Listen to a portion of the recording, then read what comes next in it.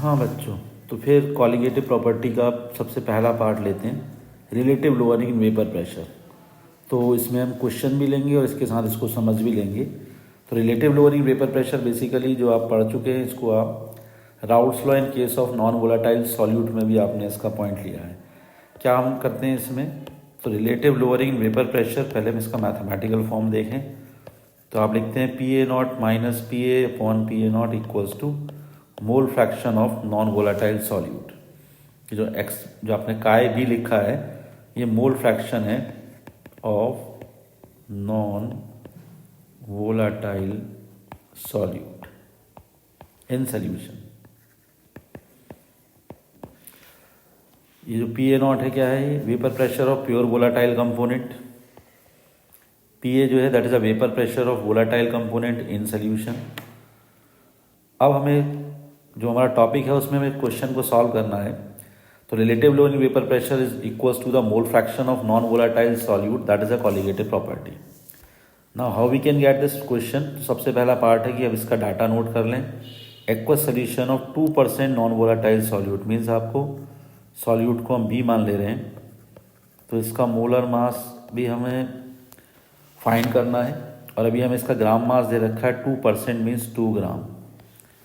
Molar mass को हम कह देते हैं एम बी, हमको फाइंड करना है।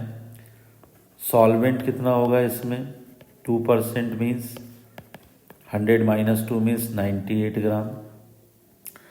एक्सर्ट अ प्रेशर, तो ये प्रेशर किसका है, सोल्यूशन का प्रेशर। हम चाहें तो इसको पी एस सिंबल लिखें या पी ए लिखें, उससे कोई फर्क नहीं पड़ता।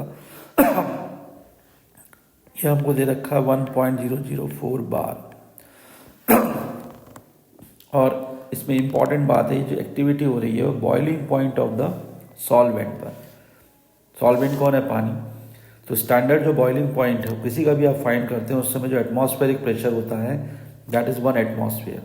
क्योंकि यहाँ बाहर है तो इसीलिए हमने स्टैंडर्ड प्रेशर 1.013 बार यूज़ कर लिया। Now we can place in the formula P A naught minus P A upon P A naught is equals to mole fraction of component B निकालना है, तो ये हो जाएगा आपका।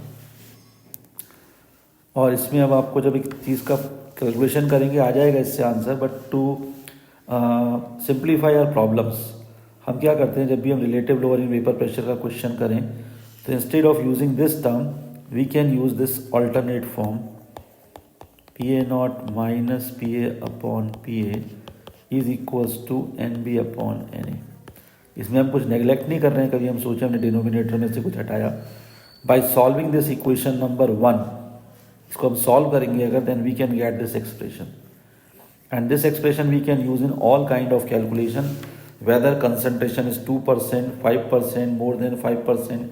हमें सॉल्यूट का अमाउंट निकालना है, सब में काम करेगा। हमें सोचना नहीं है कि कहाँ नेग्लेक्ट करें, क्योंकि नेग्लेक्ट वाला पॉइंट क्या होता है कि सॉल्यूट का कंसंट्रेशन 5 से कम है, नेग्लेक्ट कर दूँ तो students are in a dilemma, कब हटाना है कब नहीं हटाना। So our suggestion is you have to use this formula for the calculation purpose in case of this kind of problems. अब आप देखिएगा तो 1.013 minus 1.004 upon 1.004 is equals to W B by M B, और ये हो जाएगा M A by W A. इसको हम और सॉल्व कर दें यहाँ पर, तो ये हो जाएगा हमारे पास 0.009 1.004 टू एम बी आपको फाइंड करना है, और वाटर का मोलर मास 18, ग्राम मास 98।